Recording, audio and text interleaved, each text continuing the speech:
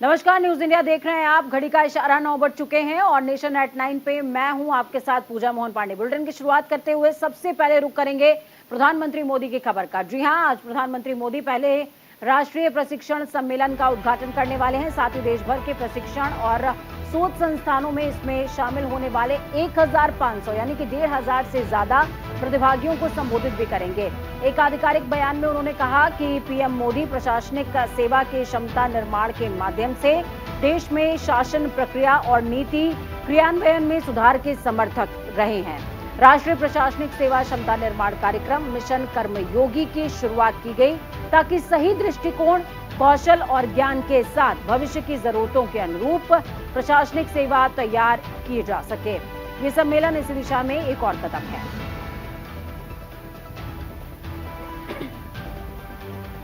अगली खबर आंध्र प्रदेश से। बीजेपी नेता और केंद्रीय गृह मंत्री अमित शाह नरेंद्र मोदी सरकार के 9 साल पूरे होने के उपलक्ष्य में पार्टी के कार्यक्रमों के तहत 10 और 11 जून को 4 राज्यों में जनसभाओं को संबोधित कर रहे हैं। आंध्र प्रदेश में विशाखापट्टनम में अमित शाह की रैली होने की बात कही जा रही है, जहां इस बात की अटकलें तेज की क्या हाल ही में राष्ट्रीय राजधानी में दोनों नेताओं की मुलाकात के बाद बीजेपी एन चंद्रबाबू नायडू के नेतृत्व वाली तेलुगु देशम पार्टी के साथ हाथ मिलाएगी।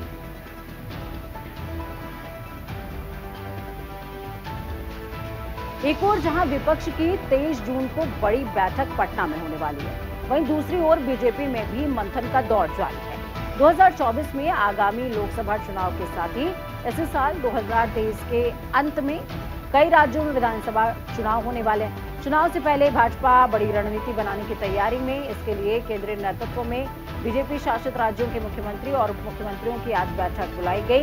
इस बैठक में आगामी विधानसभा चुनाव और लोकसभा चुनावों को लेकर विस्तार से चर्चा होने वाली है।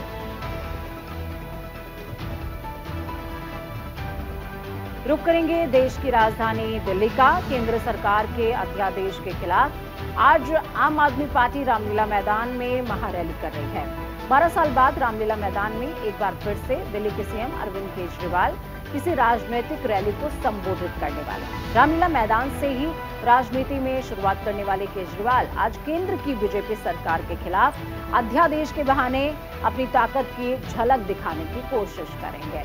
इस रैली को अरविंद केजरीवाल के अलावा पंजाब के मुख्यमंत्री भगवंत मान, दिल्ली के मंत्री और पार्टी के वरिष्ठ नेता संबोधित करने वाले हैं।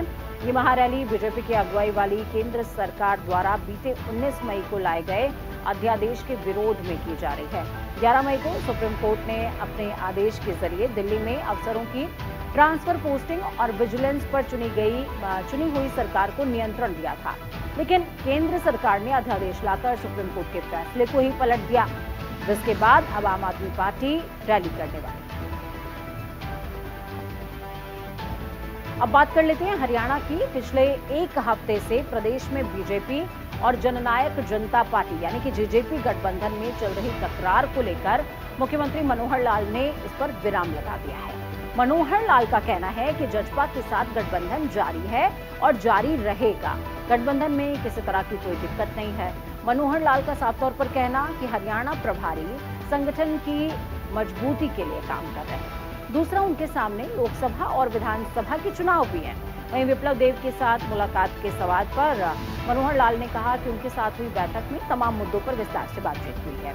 इसमें मौजूदा राजनीतिक हालातों के साथ साथ आगामी चुनावों पर भी हमने मंथन किया है, लेकिन गठबंधन को लेकर किसी तरह का कोई संशय हो, ये नहीं। खबरों में बात एक बार फिर से हरियाणा की करेंगे, जहां बीजेपी और जेजेपी में चल रही खींचतान के बीच उप मुख्यमंत्री दुष्यंत चौटाला का बड़ा बयान सामने आया। उन्होंने कहा, राज्य में स्थिर सरकार चलाने के लिए केंद्रीय गृह मंत्री अमित शाह के नेतृत्व में बीजेपी और जेजेपी ने गठबंधन किया था। गठबंधन बनाने को लेकर कोई व्यवस्था नहीं थी। आपको बता दें कि हरियाणा बीजेपी प्रभारी विप्लव देव ने जेजेपी को लेकर कहा था कि जेजेपी ने समर्थन देकर हम पर कोई एहसान नहीं किया, बदले में उनके विधायकों को हमने मंत्री बनाया, जिसके पलटवार में दुष्यंत चौटाला ने ये बात बोली है, जिसके बाद माना जा रहा था कि किसी तरह की तनातनी है। लेकिन मुख्यमंत्री मनोहर लाल ने फिलहाल बयान जारी करते हुए और अपना पक्ष स्पष्ट करते हुए इन तमाम अटकलों पर विराम लगा दिया है। अगली खबर के लिए बात उत्तर प्रदेश की करेंगे। प्रदेश के युवाओं के लिए हर साल 1 लाख नौकरी सरकारी और 12 से 15 लाख प्राइवेट नौकरी के मौके सृजित किए जाएंगे। ये बात सामने आ रही है। मुख्यमंत्री योगी आदित्यनाथ ने संजय गांधी स्नातकोत्तर आयुर्विज्ञान संस्थान में ये घोषणा की है। आपको बता दें, प्रदेश में स्वास्थ्य सेवाओं को बेहतर करने के लिए मिशन निरामय कार्यक्रम चलाया जा रहा है। इसके तहत स्वशासी राज्य चिकित्सा महाविद्यालयों के लिए स्टाफ नर्स के 1974 पदों की भर्ती का उत्तरदायित्व SIGPG को दिया गया है। संस्थान ने पदों की भर्ती परीक्षा के बाद परीक्षा परिणाम 10 अप्रैल को शासन को दे दिया।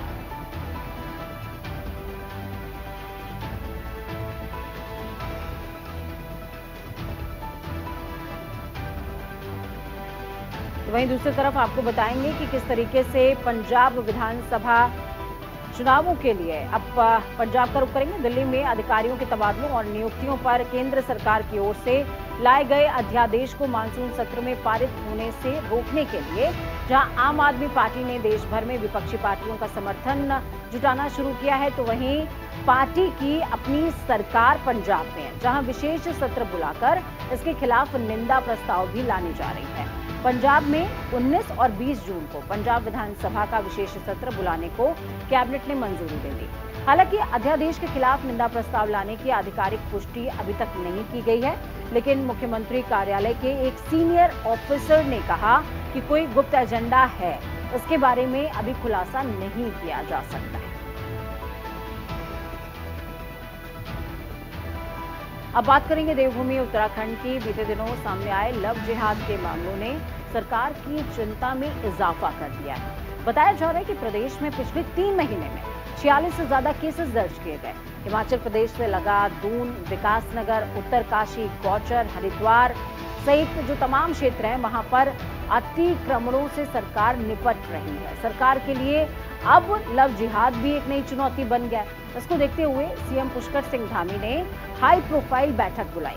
इसमें डीजीपी समेत सरकार के आला अधिकारी भी मौजूद रहे। बैठक खत्म होने के बाद सीएम ने कहा, सरकार की तरफ से इसमें कोई कोताही नहीं बरती जाएगी। उत्तराखंड शांति प्रिय प्रदेश है, इसे सॉफ्ट टारगेट नहीं बनने देंगे। जो भी लोग इसमें संलिप्त पाए जाएंगे उन पर सख्त कार्रवाई अमल में लाई जाएगी। सरकार जल्द ही प्रदेश में सत्यापन अभियान चलाएगी और डेमोग्राफिक बदलावों के सारे आंकड़े इकट्ठा भी करेगी।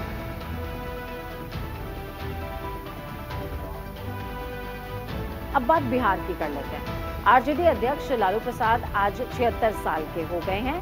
6 साल बाद एक बार फिर से उनका जन्मदिन समारोह पूर्वक मनाया जाएगा। प्रदेश अध्यक्ष जगदानंद सिंह ने निर्देश दिए कि पार्टी के नेता कार्यकर्ता भोज की तैयारी में जुट जाएं। सांसदों, विधायकों, मंत्रियों और संगठन के अलग अलग पदाधिकारियों के अलावा पूर्व सांसदों, विधायकों को भी भोज करने के लिए कहा गया है। निर्देश ये कि गरीबों, वंचितों को भोज दें और उन्हें बताएं कि देश संकट से गुजर रहा है। देश को बचाने के लिए लड़ाई लड़नी होगी। आपस में लोग मिलजुल कर रहे हैं। आरजेडी इसे सामाजिक न्याय और सद्भावना दिवस के तौर पर मना रहा है। इससे पहले 2017 में लालू प्रसाद का जन्मदिन धूमधाम से मनाया गया था, तब भी महागठबंधन की ही सरकार।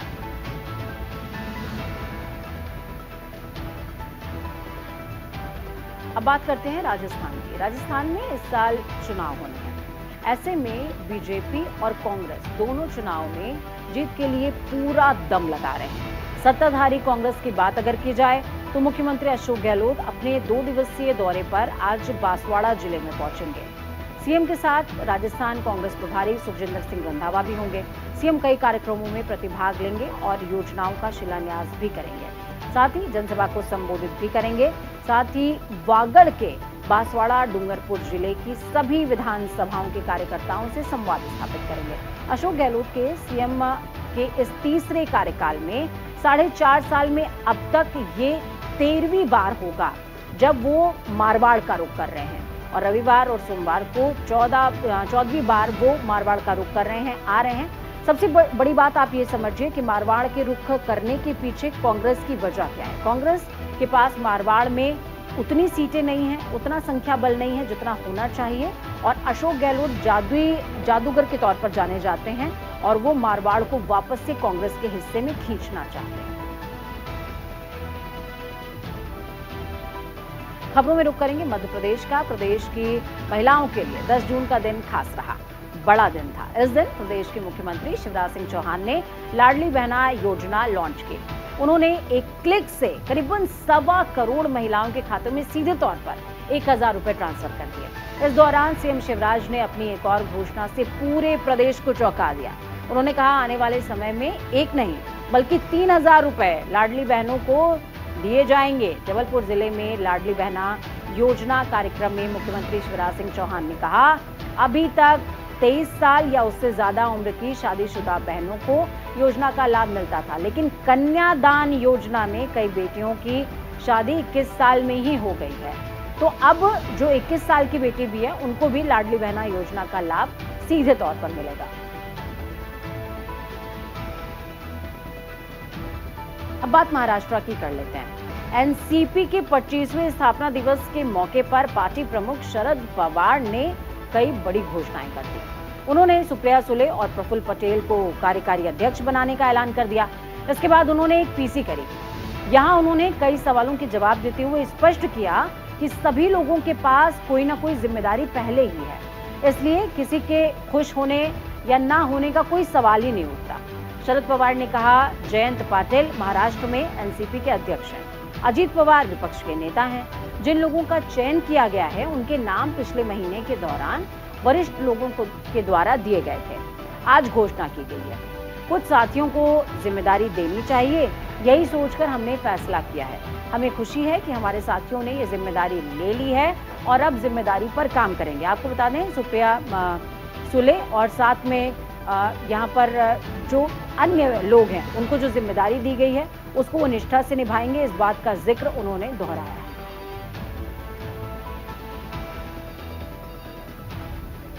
अब बात करेंगे उत्तर प्रदेश के विवादों से घिरे पूर्व भारतीय कुश्ती संघ के अध्यक्ष और कैसरगंज से बीजेपी सांसद ब्रजभूषण शरण सिंह आज अपने संसदीय क्षेत्र में केंद्र सरकार के 9 साल पूरे होने पर एक बड़ी जनसभा करते हुए शक्ति प्रदर्शन करने जा रहे हैं। इस रैली में 1 लाख से ज्यादा लोगों के जुटने की पूरी उम्मीद है।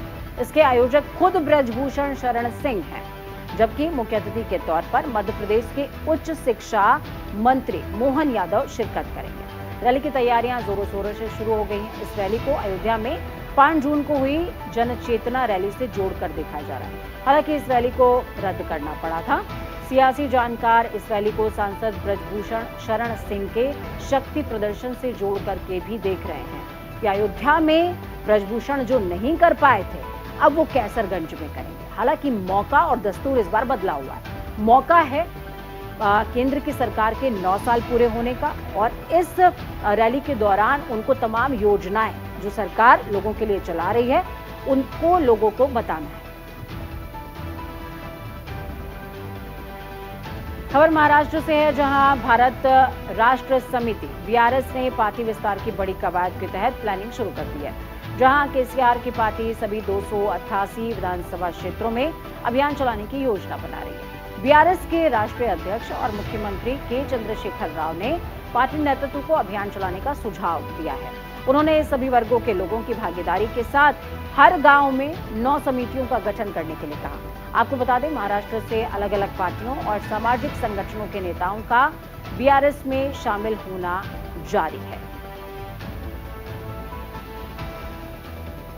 खबरों में रुख करेंगे राजस्थान का, जहां केंद्रीय वाणिज्य और उद्योग मंत्री पीयूष गोयल 2 दिवसीय दौरे पर अलवर पहुंचे हुए हैं। जहां सरकार के 9 साल के कार्यों को गिनाते हुए पीयूष गोयल ने कहा कि राजस्थान की सभी बड़ी समस्याओं की जड़ प्रदेश के मुख्यमंत्री अशोक गहलोत है। उन्होंने मुख्यमंत्री को फेल बताते हुए कहा वो अपने नेताओं की बात नहीं मानते। वहीं उन्होंने कहा, कांग्रेस सरकार में इतना भ्रष्टाचार था कि खुद कांग्रेस के पूर्व प्रधानमंत्री राजीव गांधी ने कहा कि सरकार पैसे भेजती तो है, लेकिन आम आदमी की जेब तक बहुत कम पैसा पहुंचता है। लेकिन मोदी सरकार ने ऐसी व्यवस्था लागू की कि किसान और आम आदमी के बैंक खातों में सीधे अब पैसा पहुंच रहा है। देश में ईमानदार व्यवस्था लागू हो रही है।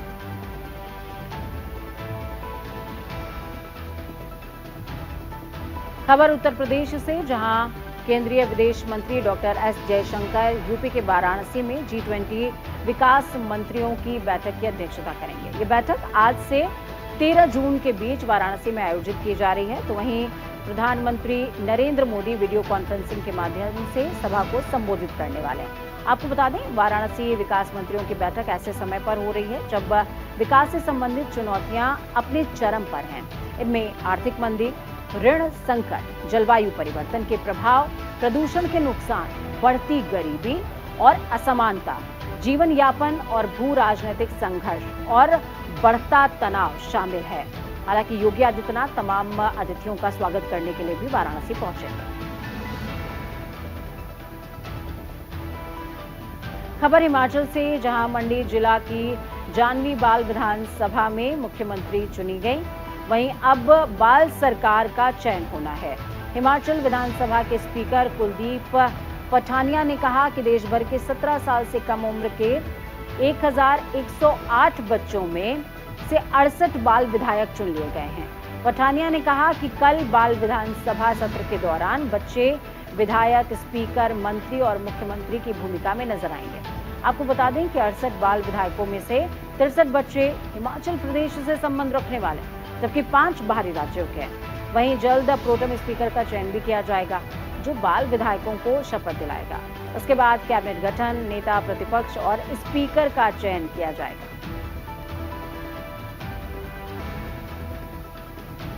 खबर जम्मू कश्मीर से, जहां नई औद्योगिक नीति 2021 का असर दिखना शुरू हो गया है। 1947 में आजादी के 75 साल बाद जम्मू कश्मीर में एक साल में रिकॉर्ड 2200 करोड़ रुपए के निवेश के साथ वित्तीय वर्ष 2022-23 में 10,000 युवाओं के लिए रोजगार के अवसर पैदा करने के दावे किए गए। उद्योग विभाग के अधिकारियों के मुताबिक अब तक कुल 5,327 निवेश हुए हैं, जिनमें आने वाले कुछ सालों में जम्मू कश्मीर में 66,000 करोड़ रुपए के निवेश का अनुमान है। वित्तीय वर्ष 2023-24 में 5,500 करोड़ रुपए से ज्यादा का निवेश प्राप्त करने वाली औद्योगिक इकाइयों ने काम करना भी शुरू कर दिया है। ये उद्यम भविष्य में हजारों युवाओं को रोजगार देने में सक्षम बनेंगे। साल 2022 से उद्योग विभाग जम्मू कश्मीर ने 1,854 इकाइयों के लिए भूमि आवंटित की है, जिसमें से 854 ने प्रीमियम का भुगतान कर दिया है।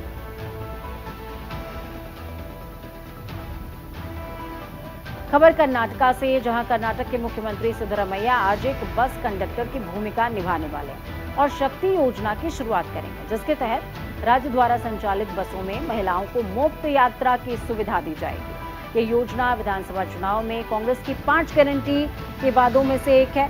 सूत्रों के अनुसार मुख्यमंत्री बीएमटीसी बस में यात्रा करेंगे और राज्य की राजधानी में परियोजना की शुरुआत के अवसर पर महिला यात्रियों को मुफ्त टिकट भी जारी करेंगे।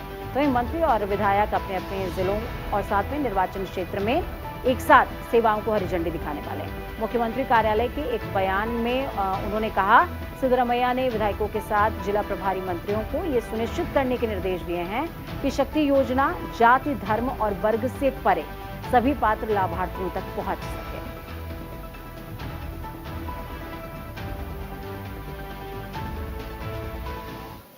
इस बीच आपको बड़ी खबर अहम जानकारी दे रहे हैं। मणिपुर से बड़ी खबर सामने आ रही है। मणिपुर में बढ़ाई गई है इंटरनेट पर रोक की जो व्यवस्था थी, वो बढ़ा दी गई है। मणिपुर से बड़ी खबर सामने आ रही है इस वक्त की। 15 जून तक मणिपुर में इंटरनेट पर रोक रहेगी। प्रदेश सरकार हालात को देखते हुए फैसला लेती नजर आई है। बड़ी खबर अहम जानकारी आपको दे रहे हैं। मणिपुर में एक बार फिर से तनावपूर्ण स्थितियां, इसके चलते 15 जून तक मणिपुर में इंटरनेट पर रोक रहने वाली है। प्रदेश सरकार हालातों पर लगातार नजर बनाए हुई है। 15 जून तक मणिपुर में फिलहाल इंटरनेट सेवा बाधित ही रहने वाली है, रोक रहेगी। जिस तरीके से तनावपूर्ण स्थिति मणिपुर में बीते कुछ दिनों से लगातार जारी है, उसको देखते हुए सरकार की तरफ से अहम फैसला लिया गया है। प्रदेश सरकार हालातों पर पैनी निगरानी बनाए हुए। अमित शाह के दौरे के बाद हालांकि स्थितियां कुछ हद तक नियंत्रण में जरूर आई थी, लेकिन एक बार फिर से स्थितियां बिगड़ती हुई नजर आ रही हैं, जिसको देखते हुए इंटरनेट सेवा को 15 जून तक के लिए रोक दिया गया है, यानी कि अब 15 जून का इंतजार करना होगा कि आगामी प्रदेश सरकार का निर्देश क्या होगा। वक्त यहाँ पर छोटे से ब्रेक का। ब्रेक के उस पार खबरों का सफर लगातार जारी रहेगा। बने रहिए न्यूज इंडिया के साथ, क्योंकि हम हैं राष्ट्र की आवाज।